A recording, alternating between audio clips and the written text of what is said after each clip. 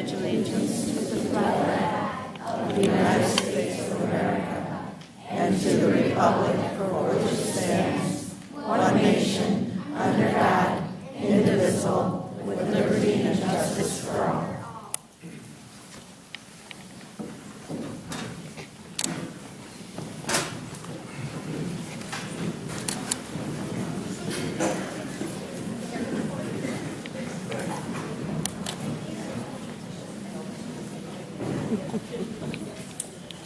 Well, welcome everyone, and thank you so much for coming. It's great to see so many people here. This is the first meeting that we're having with Paul Soma, that he's going to discuss some considerations that TCAPS are looking at. And before we get started, and I introduce Mr. Soma, we have sticky notes for questions. If you have questions during the presentation, if you could please just write your questions on the sticky notes, and teachers are stationed around the room and they will collect them. We'll put them on the chart and we'll try to answer as many as we can. And I'd also like to remind everyone here, the boys and girls know it, that our one rule at Old Mission Peninsula School is to always use your best manners. So we're looking forward to a great meeting. I'd like to introduce Paul Soma, our superintendent.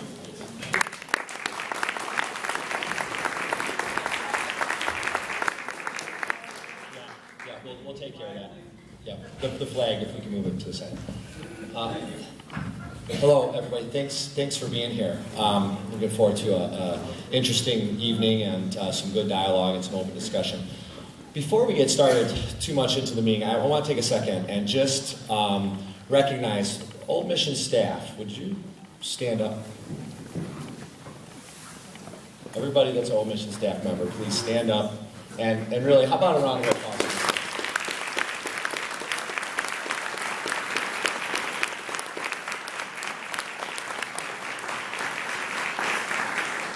I wish all the staff members, and we'll talk in the meeting, and we'll get into details of how we're going to develop communication plans and put things on the website. But you guys do a fantastic job, and I've heard a lot of comments, and I wish you could hear all the comments they say about the wonderful staff at Old Mission. And I just want to recognize that you guys are getting a lot of comments from people to me about this wonderful staff. So just a FYI on that, I wanted to recognize that.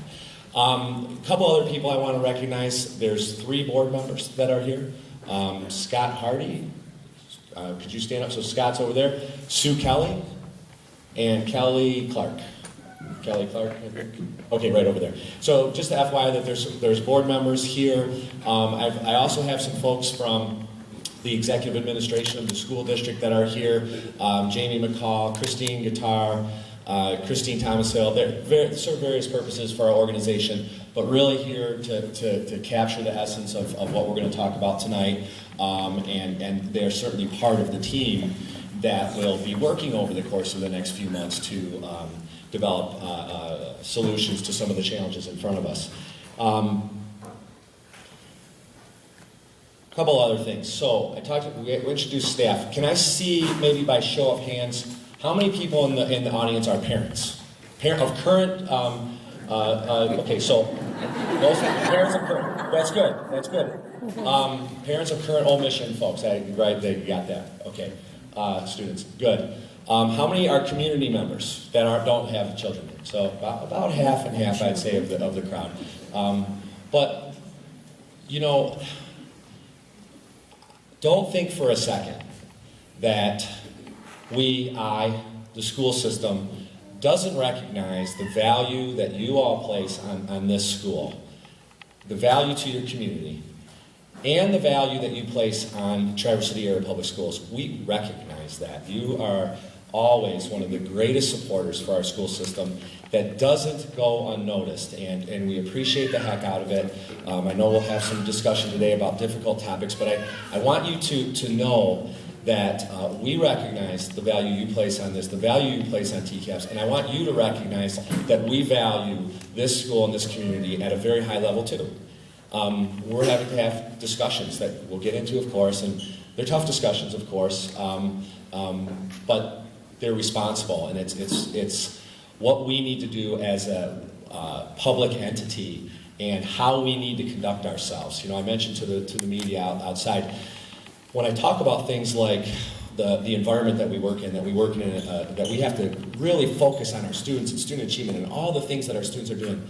10,000 students across 300 square miles and a $90 million budget. We have to do that in the face of declining revenues, declining enrollment, and aging facilities. Everybody gets that. Everybody gets it. Let me just say this. We've balanced our budget within that. Okay, we've balanced our budget. 2015 is the first time our budget's been balanced since 2007. Our current budget is balanced. You're going to see that on what I project. In the face of all that, our school system is being recognized for outstanding excellence. We've just won 2 awards. I hope that you've heard about them. If you haven't, I'm just going to tell you about them really quick. U.S. News & World Report and Washington Post have recognized our 2 high schools, which is a reflection on the rest of the district, as being the top 5% in all of the state of Michigan. National recognition. Just fantastic stuff. In the face of all that stuff I told you about, declining enrollment, declining revenues, and aging facilities, that balanced position won't continue without our school system doing something about it. We have to adjust, and I'll get into some of that stuff. So that's why we're here, and it's where that rubber meets the road, so to speak, from the theory, what everybody agrees with. Oh yes, you're right, you're in that environment, that's true, to now the reality of having to deal with it. So that's kind of some context. The last thing I want to do before getting, just reviewing the agenda real quick, and then getting into the discussion. One of the letters I've received from Old Mission person, and if you send me a letter, which I encourage a lot, okay, it's foilable. So it's a public, the minute you send it to me, it's a public document. So I can read this to you, someone can get it. And we're going to make all of this, any input that is valuable, like what I'm about to read, is going to be made public and shown on our website. We're going to have a place for all of this. But I want to read the last sentence of a very well-written, I'll tell you what, your community is full of good writers. The other thing, I see books all around you. You're all reading books. I mean, you're demonstrating what we want our children to do. So, excellent letter from Jean Brooks. Is Jean here? Yep. Hello, Jean. I'm going to read your a sentence from your letter. Thank you for this. This is very well done. And at the end, after talking about background and her experience with Old Mission and coming to Old Mission and her children coming to Old Mission and his family cycle, excellently written, but this is what I want to focus on, and I think it's a good start to our meeting today. We hope you are willing to work with the Old Mission school community to reach a win-win resolution. If so, I firmly believe you will be pleasantly surprised at the positive energy with which you will be met. And I think that's so true. I've talked to a number of folks, and I'll share with you some of that as I go through my presentation. It's imperfect, believe me. And so much of my conversations have just been such a very understanding and polite dialogue back and forth about challenges. And so I fully believe in that sentence and where we're going to go. So, last thing I'll say before getting into it's a very short presentation, by the way, so it doesn't take long. I mentioned values as I was talking there, and the value that you place on this school, this community places on this school, the value that TCAPS places on it. I think there's so much about what we're going to be working toward and together, about values, about what your values are as a community, about what your values are as a teaching staff, about what you value for your children, about what you value for their future. That is so vitally important. There's 2 other sets of values that we have to consider, and I want you to think about them, and actually I hope to do work around this in the future with you. The values of TCAPS, and what are those values? And I think if we started to list those values out, and you'll see them, and I'll kind of show you what I mean as I'm going through my presentation, how many of them align directly with the community here? And then there'll be a lot. There'll be some that might diverge. And then what we have to recognize is that we work in an environment that the state dictates the values that we have to live by. They have a set of values, some of which we agree with wholeheartedly, some of which most of which we have no choice, and we have to respond. And I've said in other presentations when people talk about the state, or even when I talk about the state, when they talk about their values, one of them being fiscal responsibility by public schools, regardless of how much funding they give us, they have a line, and I'll show it to you, but they don't care about meetings like this. Their value stream isn't this dialogue. Their value stream is an X on a piece of paper that says if you get to this certain funding level, that will call you fiscal distress and will dictate the outcomes of how you manage your district. Our board doesn't want to get there, and I don't want to lead us there as a superintendent. So that's some of the stuff in the background that we're working with. So with that, I'm going to just get going into this. I mentioned this a little bit. Maybe I jumped forward a little bit. Meeting objectives, share information, and background. Started on that already. A discussion of values and community perspectives. I think you'll see what I mean. It's not a real super deep discussion, but I think it can really help lead us to solutions that are win-win situations, as was so eloquently written by Mrs. Brooks. What I hoped as an outcome, so starting with the end in mind, that we leave this meeting with a representative group, or maybe that group's determined, and there'll be some speakers here that represent the community. That group might already be determined, but really work with Beth and PTO President Allison O'Keefe, right? Do I have that right? Last name, yeah. To get a group of 6 or so people to work with me and maybe some of our executive team together so that we can get a work group that represents your values and talk about what the current state is and how we can work together relative to resolutions to the current issues. So that's what I hope is the outcome. I've kind of floated that to people. Vicki Shirley is kind of like that idea too. Sorry, Vicki, but it's like people think that that's a pretty good outcome as opposed to us here trying to solve that work group, and then perhaps maybe we come back and after a couple sessions and report back to a full community. I'll provide the background information, and then you can see.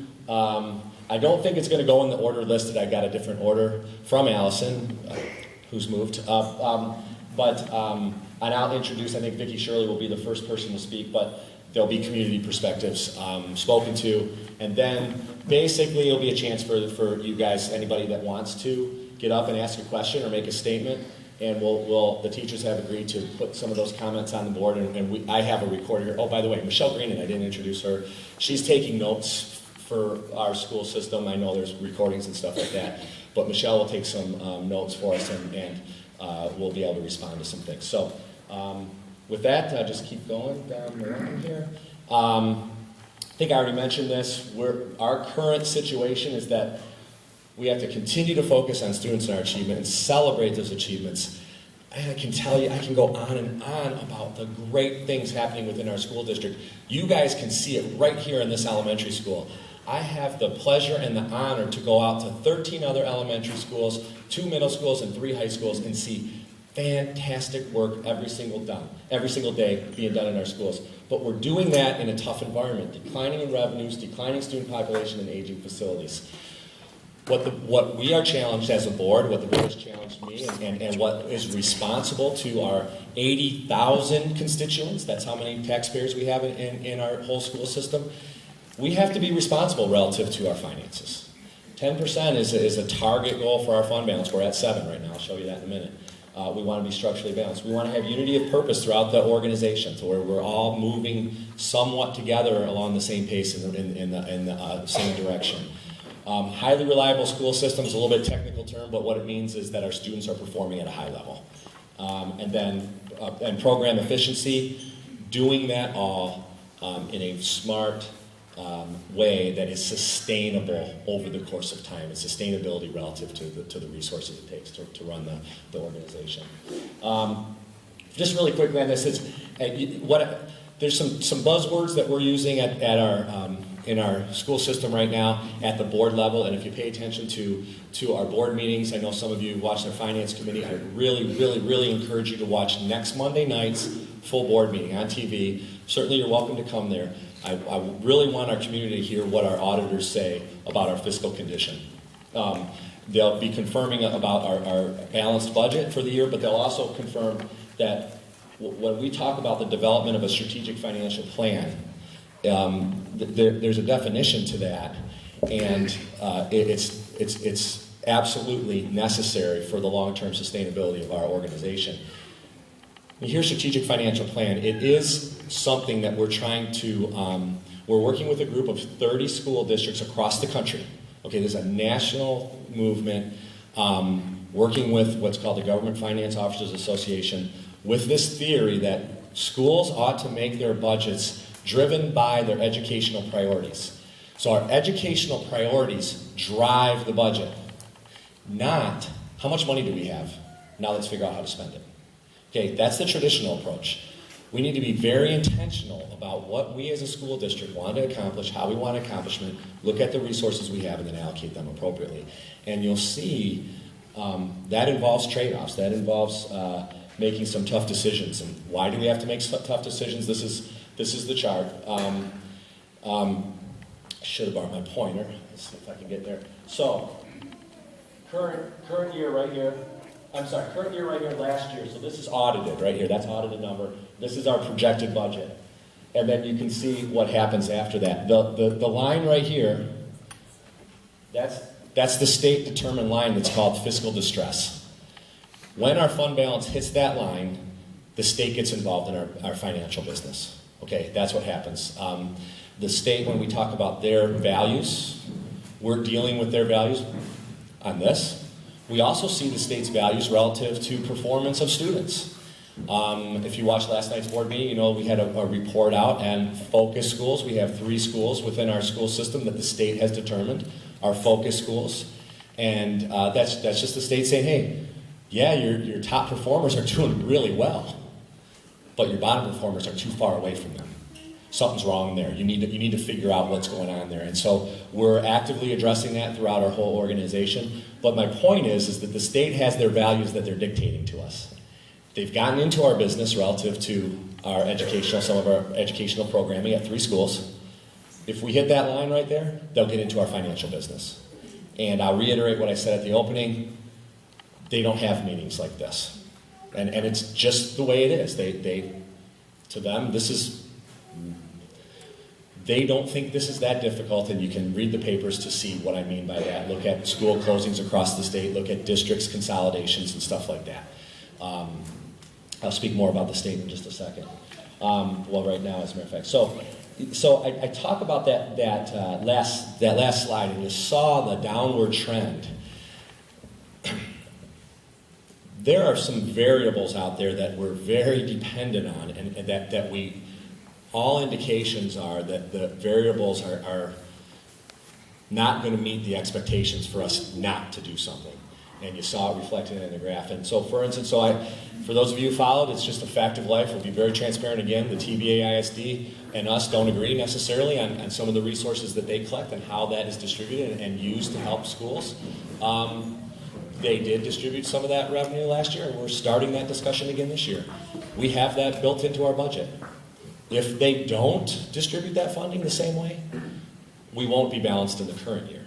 That's just a simple fact. Now, that's something that I'm working on, and I have to work. Our school board is actively involved in that, and we'll certainly. I hate to say we have to fight for it because there's a lot that's done well between TCAPS and TBA. We do a lot of things really well, sharing services, supporting our students with some of the highest needs. They do a very, very good job. It's relative to the resources that we don't necessarily see eye to eye, and I don't want that to be the only thing that you hear about TBA ISD today, but that's just happens to be a reality that we're in relative to funding. Maybe a more important and even more impactful. If you saw the board meeting last night, if you happened to watch, I really made a big deal about this because it's on this slide, and it's like, thank you for providing support for what I've been saying for the last few months. Now, a number of board members and I went to a meeting this summer where the state was really clear with us. They told us, we are going to address Detroit public schools.